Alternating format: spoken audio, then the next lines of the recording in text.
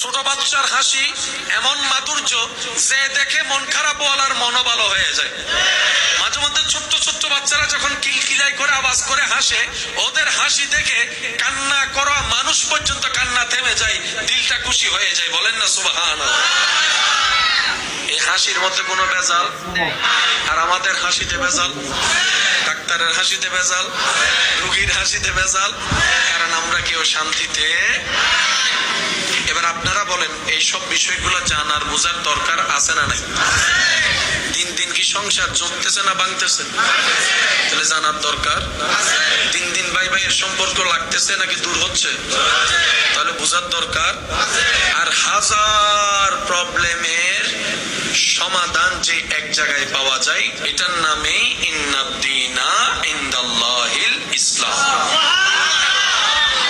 আমার মনে হয় আওয়াজটা একটু জোরে হবে।